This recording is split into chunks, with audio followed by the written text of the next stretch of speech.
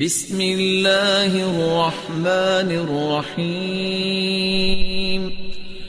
آپ دن رات نیکیاں کریں، آپ دن رات صدقے کریں، دن رات ذکر کریں، دن رات آپ خیر خواہی کے کام کریں، لیکن اگر شرک کر لیا تو آپ کا کوئی بھی عمل اللہ کے ہاں قابل قبول نہیں ہو۔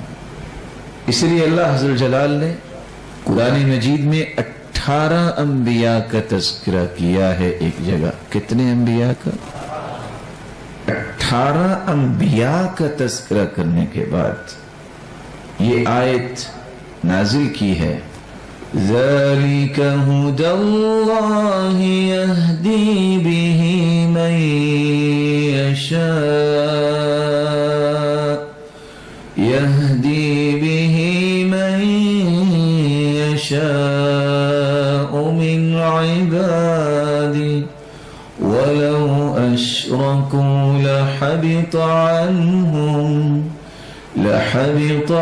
عَنْهُمْ مَا كَانُوا يَعْمَلُونَ۔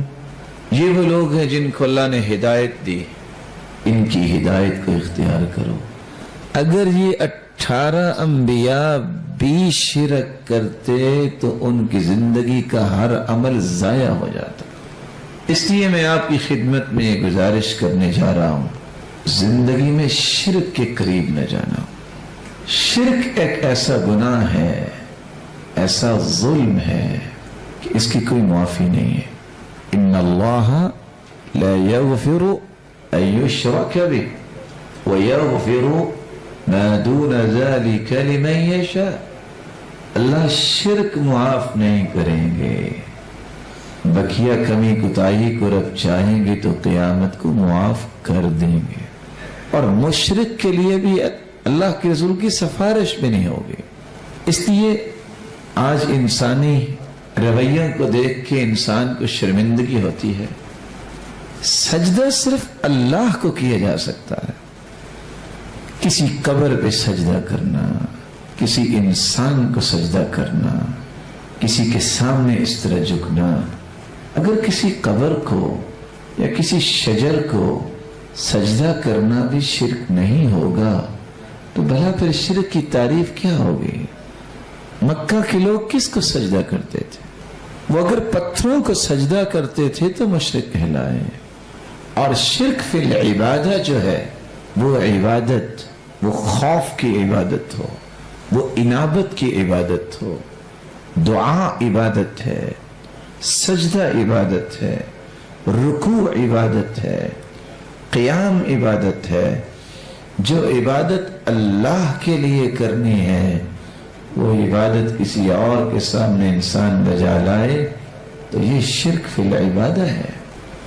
وہ محبت جو انسان کے دل میں اللہ کے لیے ہونی چاہیے، محبت کا وہ معیار، وہ انسان کی انگ انگ میں جو اللہ کی محبت ہونی چاہیے کہ میرے رب نے مجھے پیدا کیا ہے، میں جھک سکتا ہوں تو صرف اس کے سامنے جھک سکتا ہوں۔ اگر اس طرح کی محبت انسان کسی اور کے سامنے بھی پیش کرتا ہے، شرک فی المحبہ ہے۔ یہ محبت میں شرک۔ خوف بھی اللہ کا دل میں ہو، ایسا خوف کہ میرے رب کے عذاب سے میرا رب بھی مجھے بچا سکتا ہے، کوئی نہیں بچا سکتا، موت و حیات اس کے ہاتھ میں ہے۔ اس طرح کا خوف بھی اگر انسان کے دل میں کسی انسان کے بارے میں آ جائے یہ بھی شرک ہے۔ ایک ہوتا ہے فطرتی خوف، وہ ہر انسان میں موجود۔ سانپ کو دیکھا ڈر گیا، کوئی اچانک سے اس کو کچھ چیز نظر آئی ڈر گیا، اس کو کہتے ہیں طبعی خوف۔ ایک ہے کہ زندگی کے معاملات کے بارے میں، موت و حیات کے بارے میں، آخرت کے بارے میں کہ اگر میں نے اس کی بات نہ مانی تو میں جہنم میں چلا جاؤں گا، اس کی بات مانوں گا تو میں جنت میں جاؤں گا۔ جنت اور جہنم کس کے پاس ہے؟ اس کا مالک کون ہے؟ اللہ کے حکم کے بغیر کوئی جنت میں نہیں جا سکتا۔ جہنم میں بھی بھیجنا ہے تو اللہ نے بھیجنا ہے، کسی اور کی جرت کیا ہے کہ وہ یہ کام کرے؟ اللہ حضور جلال نے جنت بنائی ہے اور جہنم بھی بنائی ہے. اس لیے دعا کیا کریں یا اللہ زندگی میں ہمیں شرک کی ہوا بھی نہ لگے.